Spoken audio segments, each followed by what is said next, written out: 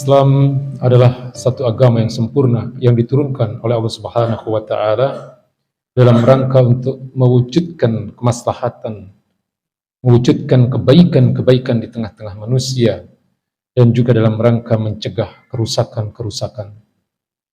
Yang di dalam istilah para ulama disebut dengan jalbul masalih wa dar'ul mafasid. Islam diturunkan dalam rangka jalbul masalih, mewujudkan kemaslahatan, mewujudkan kebaikan-kebaikan, wa dar'ul mafasid, dan dalam rangka mencegah berbagai kerusakan-kerusakan yang ada di tengah-tengah manusia. Imam Asyatibi, seorang ulama yang hidup pada abad ke-8 Hijriah atau kurang lebih pada abad ke-14 Miladiyah, seorang ulama bermazhab Maliki. Kemudian beliau lebih merinci kembali apa yang disebut dengan jalbul masalih wa dar'ul mafasid ini. Beliau rinci menjadi 5. Yang pertama, Islam adalah diturunkan dalam rangka hifdzuddin, menjaga agama ini. Kemudian yang kedua, Islam diturunkan dalam rangka hifdzun nafs, dalam rangka menjaga jiwa-jiwa manusia. Yang ketiga, beliau katakan hifdzul aql, Islam diturunkan dalam rangka menjaga akal-akal manusia. Kemudian yang keempat, beliau katakan Islam diturunkan dalam rangka hifdzul mal, dalam rangka menjaga harta-harta manusia. Kemudian yang kelima, beliau katakan bahwa Islam atau risalah Islam ini diturunkan dalam rangka hifdzun nasl, menjaga keturunan-keturunan manusia. Jadi sebenarnya kalau Islam ini diterapkan di tengah-tengah manusia secara kafah, sebagaimana yang diperintahkan oleh Allah Subhanahu wa taala dalam ayat yang sangat populer Al-Baqarah 208, Allah katakan, a'udzubillahi minasyaitonir rajim, ya ayyuhalladzina amanu udkhulu fis-silmi kafah wa la tattabi'u khutuwatis syaitan innahu lakum aduwwum mubin. Wahai orang-orang beriman, masuklah kalian ke dalam Islam itu secara kafah, secara utuh, tidak memilih-milih ajaran, tidak memilih-milih ayat. Wala tattabi'u khutuwatis syaitan, dan janganlah engkau ikuti langkah-langkah syaitan. Innahu lakum aduwwum mubin. Karena sesungguhnya setan itu adalah musuh kalian yang nyata. Jadi ketika Islam itu diterapkan secara kafah, sebagaimana perintah Allah Subhanahu wa taala, diterapkan dalam seluruh aspek kehidupan, baik dalam persoalan akidah maupun dalam persoalan syariat, baik diterapkan dalam persoalan-persoalan individual dan juga diterapkan dalam persoalan-persoalan bersifat muamalah, persoalan yang terkait dengan hubungan antar manusia, maka sudah dapat dipastikan yang terwujud di tengah-tengah manusia adalah berbagai kebaikan-kebaikan dan tercegahnya kerusakan-kerusakan. Maka kita bisa melihat hari ini betapa banyaknya contoh kerusakan-kerusakan itu di tengah-tengah manusia ketika Islam tidak diterapkan secara kafah sebagaimana perintah Allah Subhanahu wa taala. Hari ini kita bisa melihat bagaimana agama ini tidak terjaga. Hampir setiap hari kalau kita aktif di sosial media, berbagai penghinaan terhadap agama ini, terhadap baginda Nabi, terhadap Al-Qur'anul Karim, terhadap syariat Islam, mudah sekali dilakukan oleh manusia tanpa adanya sanksi yang tegas. Sementara Islam demikian tegasnya menghadapi orang-orang yang merusak atau menghina apa yang kita yakini sebagai akidah Islam ini. Kemudian yang kedua, kita bisa melihat berbagai kerusakan di tengah-tengah manusia dalam bentuk bagaimana mudahnya mereka menghilangkan nyawa-nyawa manusia. Ya, demi hal-hal yang sifatnya sepele kadang. Ya, bahkan penghilangan nyawa-nyawa manusia itu justru dilakukan oleh para aparat yang seharusnya mereka adalah mengayomi, melindungi manusia, melindungi nyawa-nyawa masyarakat. Kemudian yang ketiga, kita bisa melihat bagaimana kerusakan tentang akal-akal manusia. Dengan mudahnya masyarakat untuk mendapatkan zat-zat yang merusak akal. Ya, sebagaimana kita tahu bahwa hari ini narkoba, kemudian minuman keras, kemudian film-film yang tidak senonoh, begitu mudahnya didapatkan, disaksikan. Ya, sehingga tidak mengherankan kalau kemudian kerusakan akal, kerusakan akhlak yang terjadi di tengah-tengah manusia, terutama di generasi-generasi muda ini, ya, menjadi sesuatu yang bisa dengan mudah kita lihat kapanpun dan dimanapun, di televisi-televisi yang masuk ke rumah-rumah kita setiap hari. Bahkan kemudian yang memprihatinkan adalah justru aparat juga yang terlibat di dalam peredaran narkoba ini. Kalau kita lihat satu berita yang hari ini hangat di tengah-tengah kita, yang bisa setiap hari kita saksikan di berbagai media televisi. Seorang pemuda berusia 20 tahun menyiksa seorang remaja yang berusia 17 tahun hanya gara-gara seorang wanita yang berusia 15 tahun, yang kalau di dalam istilah hukum ini masih tergolong dalam usia anak-anak. Ini mewujudkan betapa rusaknya akhlak mereka.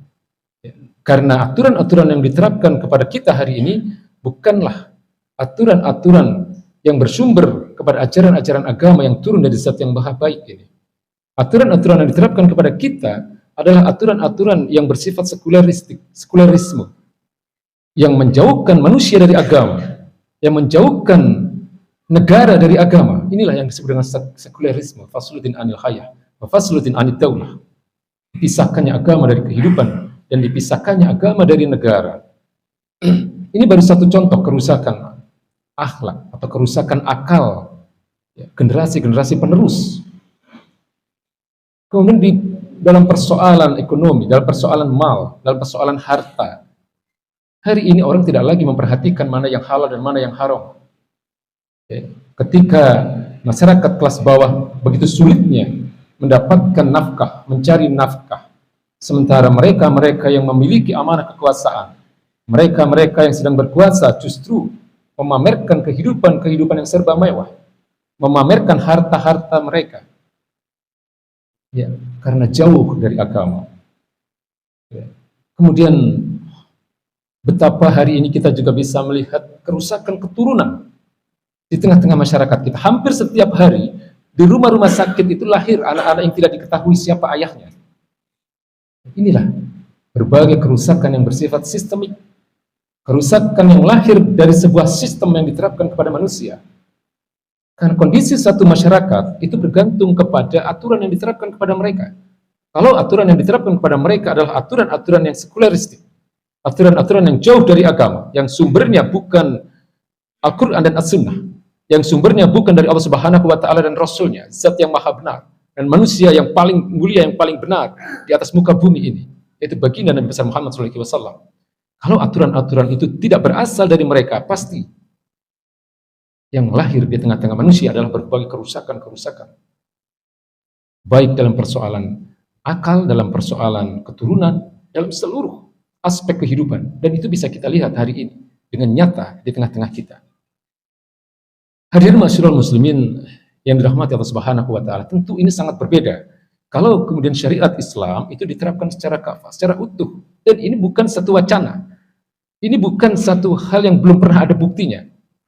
Bukti dari bagaimana Islam mampu mewujudkan kemuliaan, keagungan dan keindahan kondisi suatu masyarakat akibat diterapkannya syariat Islam itu bisa kita lihat dalam berbagai catatan sejarah.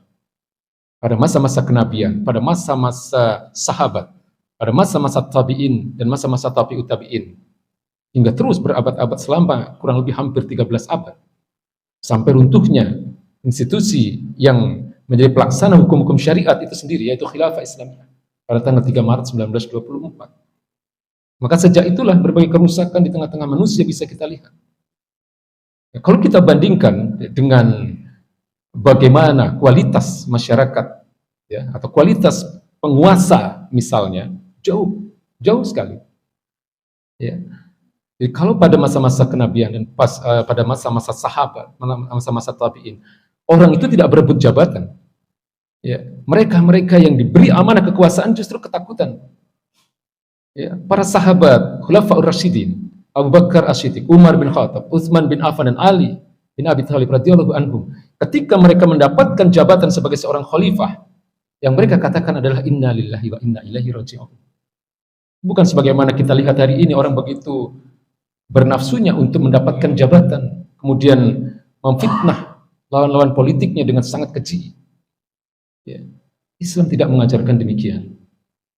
Abu Bakar As-Siddiq ketika beliau pertama kali menerima jabatan sebagai khalifah, yang beliau katakan kepada rakyatnya adalah, kalau aku berada di jalan Allah dan Rasulnya, ikuti aku. Tapi kalau aku menyimpang dari jalan Allah dan Rasulnya, ingatkan aku. Pada awalnya beliau menolak. Beliau justru mendukung Umar bin Khattab radhiyallahu anhu. Pada masa kekhilafahan berikutnya, masa Umar bin Khattab, ketika seluruh sahabat mempunyai suara yang utuh, suara aklamasi untuk menunjuk beliau menjadi pengganti dari Abu Bakar As-Siddiq, yang beliau katakan pertama kali adalah, apakah kalian akan menjerumuskan aku ke neraka dengan kepemimpinan ini? Beliau takut, karena amanah kekuasaan itu luar biasa beratnya di hadapan Allah Subhanahu wa Ta'ala. Baginda Nabi mengatakan dalam satu hadis yang diriwayatkan oleh Imam Ahmad, beliau mengatakan, al-imamur ra'i, seorang pemimpin itu ra'i, penggembala, wa mas'ulun an ra'iyatihi, dan dia akan diminta pertanggungjawabannya nanti di hadapan Allah Subhanahu wa Ta'ala kalau tidak mampu memenuhi kewajiban-kewajibannya. Kewajiban pemimpin dalam Islam, dia harus mampu memenuhi kebutuhan-kebutuhan dasar rakyatnya. Ya, maka di dalam istilah pemerintahan Islam itu ada yang disebut dengan ahli sufa. Ahli sufa itu adalah orang-orang du'afa dan para pencari ilmu yang hidupnya ditanggung oleh negara. Ya. Abdurrahman bin Auf, seorang sahabat Nabi yang kita kenal sebagai salah seorang pengusaha paling sukses pada zamannya. Ketika Umar bin Khattab sudah berada di akhir-akhir masa kekhilafahannya, beliau menunjuk Abdurrahman bin Auf untuk menjadi pengganti beliau. Tapi apa yang dilakukan oleh Abdurrahman bin Auf? Beliau berdoa kepada Allah Subhanahu wa Ta'ala agar beliau diwafatkan sebelum berakhirnya masa kekuasaan Umar bin Khattab. Beliau takut, luar biasa takutnya, sehingga doa ini dikabulkan oleh Allah Subhanahu wa Ta'ala, dan beliau kemudian diwafatkan oleh Allah Subhanahu wa Ta'ala sebelum berakhirnya masa-masa kekuasaan Umar bin Khattab radhiyallahu anhu. Dan kita tahu pengganti Umar bin Khattab radhiyallahu anhu adalah Utsman bin Affan, orang yang tidak kalah rendah hatinya, orang yang sangat lembut. Kemudian Ali bin Abi Thalib radhiyallahu anhu, seorang anak muda yang cerdas, pada usia belum mencapai 10 tahun, sebagai orang yang dipercaya oleh Allah Subhanahu wa Ta'ala sebagai juru tulis. Dia dipercaya oleh baginda Nabi Muhammad SAW sebagai juru tulis dari Rasulullah SAW. Maka kalau kita bandingkan apa yang terjadi atau apa yang dihasilkan dari aturan-aturan kehidupan yang sekuleristik, yang jauh dari nilai-nilai agama, dan apa-apa yang dihasilkan dari satu aturan kehidupan yang dihasilkan dari sumber-sumber yang bersumberkan dari Al-Quran dan Sunnah baginda Nabi Muhammad SAW, jauh sekali. Ya. Kalau kita lihat generasi berikutnya, generasi tabi'in, generasi tabi'ut tabi'in, Imam Bukhari misalnya, umur 7 tahun sudah hafal Quran. Imam Syafi'i, umur 15 tahun, sudah menjadi orang yang mempunyai kapasitas untuk menjadi seorang mufti. Orang yang punya kemampuan untuk mengeluarkan fatwa, ya, menetapkan hukum atas satu persoalan. Umur 15 tahun, Imam Syafi'i. Kita bisa lihat anak-anak kita usia-usia belasan tahun hari ini, apa yang mereka lakukan dan apa yang sudah mereka capai. Ya. Imam Muslim, kemudian ulama-ulama lain, dan pada masa yang tidak terlalu jauh dari kita, misalnya Muhammad Al-Fatih, abad ke-15, usia 21 tahun sudah menjadi seorang panglima perang yang mampu menaklukkan negara adidaya pada saat itu, Romawi Timur. Beliaulah pemimpin pasukan yang melakukan pembebasan terhadap kota Konstantinopel, ibu kota Romawi Timur yang hari ini kita kenal dengan nama Istanbul di Turki. 21 tahun menguasai strategi militer yang luar biasa, hafal Quran, hafal ribuan hadis, menguasai 7 bahasa. Generasi-generasi seperti ini tidak mungkin dihasilkan dari aturan-aturan kehidupan yang sekuleristik, yang menjauhkan agama dari kehidupan. Hadirin ma'asyiral muslimin yang dimuliakan Allah Subhanahu wa Ta'ala. Kita punya Islam, kita punya ideologi Islam yang jauh lebih mulia, yang pasti benar, karena turun dari zat yang maha benar, yang pasti adil dalam persoalan hukum dan persoalan ekonomi, karena turun dari zat yang maha adil, yang pasti bijaksana dalam menyelesaikan seluruh persoalan, karena turun dari zat yang maha bijaksana, Allah Subhanahu wa Ta'ala. Dan selain itu, tentu menerapkan syariat Islam secara kafah itu adalah menjadi konsekuensi keimanan kita sebagai seorang muslim. Seluruh ulama ahlu sunnah wal jamaah, ya, seluruh 4 imam mazhab, la khilafa fi wujubi dzalik, tidak ada perbedaan tentang persoalan wajibnya hal tersebut. Ini dikatakan oleh Imam An-Nawawi ketika beliau mengatakan bahwa diterapkannya syariat Islam secara kafah itu tidak ada perbedaan di antara 4 imam mazhab. La khilafa fi wujudi dzalika bainal ummah wala bainal a'immah.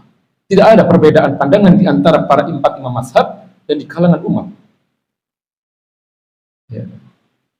Karena apa? Karena memang ayatnya banyak sekali yang memerintahkan kepada umat Islam, ya, kepada seluruh orang-orang yang mengaku beriman kepada Allah dan Rasulnya ini untuk menerapkan syariat Islam secara kafah. Demi siapa? Demi kita, demi manusia, agar terwujud kemaslahatan, agar terwujud kebaikan-kebaikan di tengah-tengah masyarakat, dan agar tercegah manusia itu dari berbagai kerusakan. Banyak sekali ayatnya. Ya. Tadi Al-Baqarah 208 sudah kami sampaikan. Ya.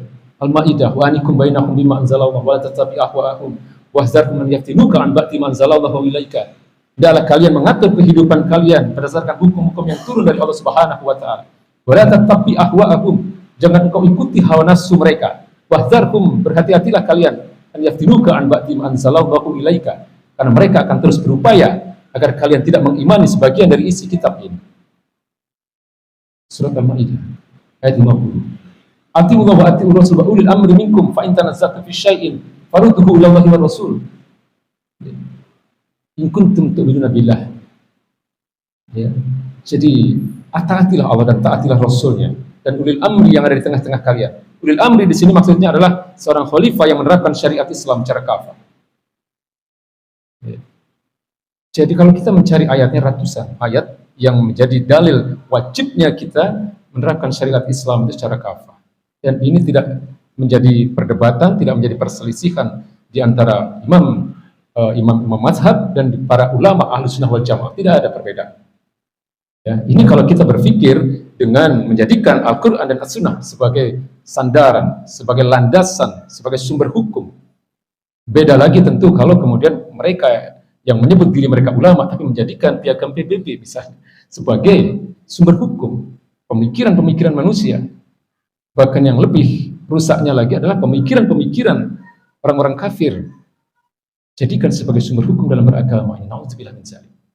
Sangat menyesatkan hal yang demikian.